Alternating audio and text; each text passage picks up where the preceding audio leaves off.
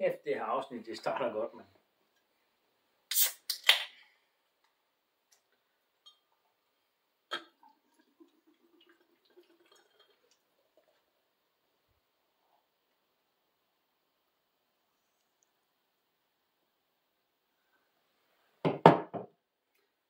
Hej igen.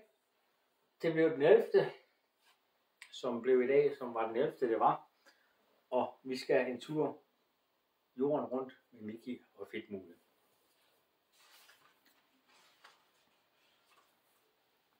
En gang boede Mickey Mouse og Fedtmule i San Francisco. En dag Mickey var på vej hjem fra byen, kom Fedtmule farende hen til ham. Hej Mickey, råbte han. Jeg har noget, jeg skal vise dig. Se lige her i avisen. Der står, at der skal være et kapløb jorden rundt. Det lyder som om, det lige er noget for os. Mickey kiggede på den avis, Fedtmule viste ham. Jamen, det er da ikke nogen konkurrence, sagde Mickey. Hvem som helst kan jo købe en flybillet.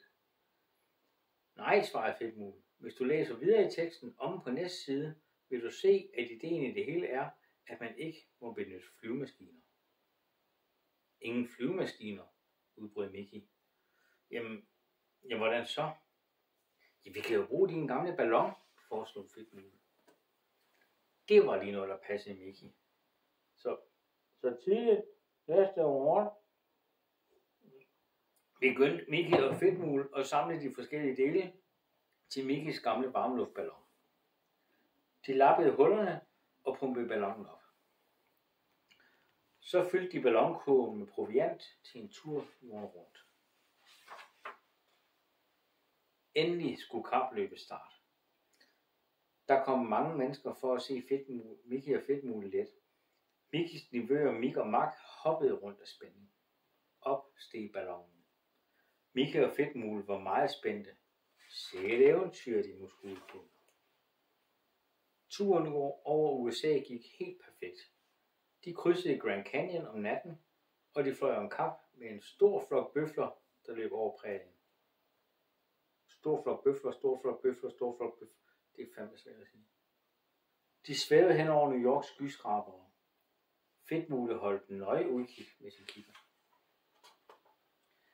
Ved solnedgang satte de kurs mod det store hav. Men da natten faldt på, begyndte det at storme. Snart styrtede regnen ned. Mickey og Fedtmule måtte søge ly under en stor præsending. Den næste morgen havde stormen lagt sig, og de fløj roligt videre. Og kæft, det var en kort suspens. Nå, det ser ud som om vi er på vej i den rigtige retning, sagde Mickey og så på kortet. Vi må være over Newfoundland nu. Fedtmule vinkede til nogle fiskere langt nede. I lang tid havde de ikke set andet end vand, da Fedtmule pludselig udbrød. Vi må være tæt ved Nordpolen. Han havde nemlig fået øje på en masse sæler, isbjørne og hvalrosser, der forbavsede så op på dem. Mickey fandt sit gamle fotografiapparat frem. Det her var virkelig spændende. Har du set de kæmpe store hvaler, sagde Fedtmule. De kunne tydeligt se hvalerne, også selvom det var mørkt.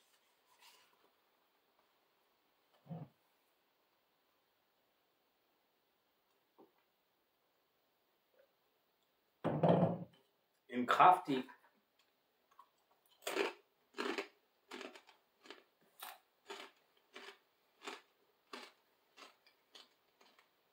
vind førte ballonen over Atlanterhavet, og inden længe fløj det hen over Londons mange tårne. Skildvagten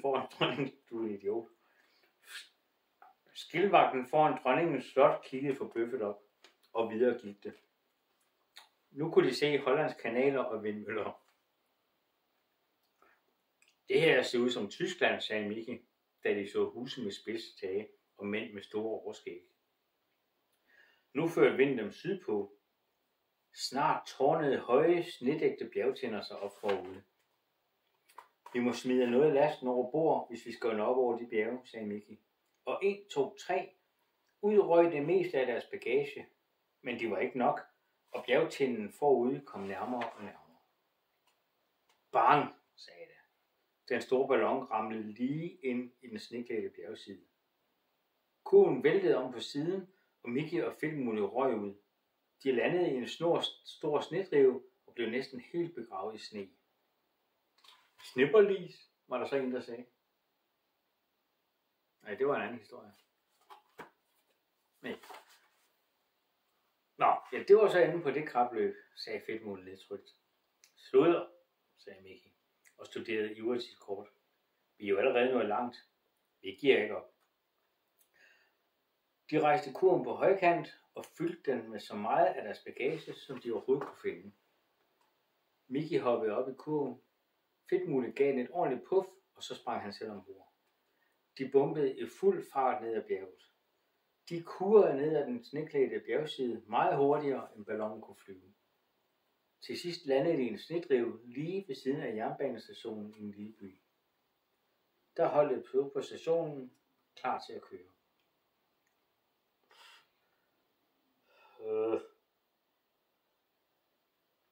Stationsforstanderen hjalp Mickey og Fedtmule ombord med bagage og ballon og kurve rundt alles. Der kan du se, sagde Mickey. Nu er vi på vej igen. Men Fedtmule nikkede bare og holdt godt fast, mens det lille tog kørte ind i mørke tunneller og susede rundt i skarpe kurver. De nåede frem til endestationen. Det var en hyggelig lille by ved havet. En rar dame hjalp dem med at lappe ballonen. Snart var de til værs igen og fløj tværs over Italien og videre ud mod Middelhavet. Land i sigte, råbte Fedtmule, da de havde fløjet i lang tid. Han tog sin kikkert og fik øje på en masse palmetræer.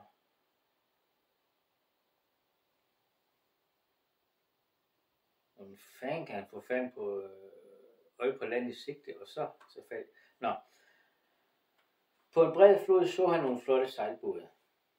Mickey kiggede på kortet. Se kamelerne og bjergene med spidse toppe, råbte Fedtmule. Din idiot. Det er jo pyramider, sagde Mickey. Vi er over i Egypten. Det var strålende sol, og varmen gjorde Mickey og Fedtmule tørstige. Så opdagede de heldigvis en kamelkaravane. De lod ballonen gå så langt ned, at de lige kunne nå den lædersæk med vand, som en beduin rakte op til dem. Vi må være i Arabien nu, sagde Mickey, da de vinkede farvel til kamelkaravanen. Han havde nemlig fået øje på Anne Gadegård. Lidt efter oplevede de et landskab, der var helt anderledes. Det er ikke kameler, udbrød Fedtmule. Det ligner jo, ja, sagde Mickey, det er elefanter. Så må vi jo være over Indien. De havde så travlt med at kigge på elefanterne, der arbejdede nede på jorden, at de slet ikke opdagede nogle fugle, der hakkede løs på ballonen. Råbte Fedtmule pludselig. Vi taber højde. Ja, du har ret, sagde Mickey forskrækket. Ja, du har ret, sagde Mickey forskrækket. Vi falder. De landede på jorden med et bump midt mellem elefanterne, som straks begyndte at rive ballonen med deres snabler. Nu er det ude med os, stønnede Fedtmule. Aldeles ikke, sagde Mickey. Vi har jo stadig kurven, og den blev anbragt på ryggen af en af elefanterne. Så fortsatte Mickey og Fedtmule på elefantryg tværs over Indien. Og endelig nåede det frem til en havneby. Ved kajen lå en fragtdamper, helt klar til at sejle. Er der plads til 2 passagerer, kaptajn? Spurgte Mickey. Kun hvis I kan sove på dækket, svarede kaptajnen.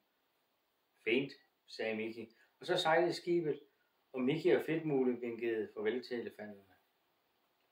Men det er jo ikke rart at rejse på en dækplads, når det blæser op til storm. Bølgerne skyllede ind over damperen.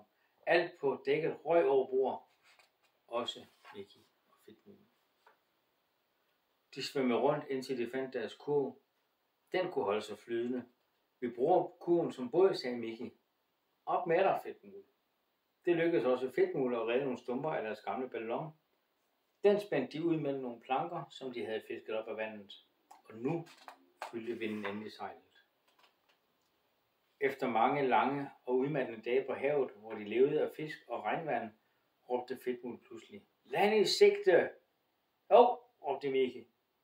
Det ligner jo fuldkommen Golden Gate-broen hjemme i San Francisco. Helt pokkers til held. Hvem kunne have vidst det? Det var virkelig Golden Gate-broen. Havnen vrimlede med skibe og både i alle størrelser. De var sejlet ud for at tage imod Mickey og Fedtmule og fortælle dem, at de havde vundet kapløbet. De havde altså vidst det hele tiden. De havde bare ikke lige givet at hjælpe de to. Mickey og Fedtmule kunne næsten ikke tro, at det var sandt, men borgmesteren holdt en tale for dem og overrakte dem sølvpokalen og checken på 10.000 kroner. De var begge to glade og lykkelige over at være tilbage, men det havde nu alligevel været en skæg tur, og deres oplevelser havde lært dem, at man aldrig skal tabe modet, lige meget hvor håbløst det hele end ser ud.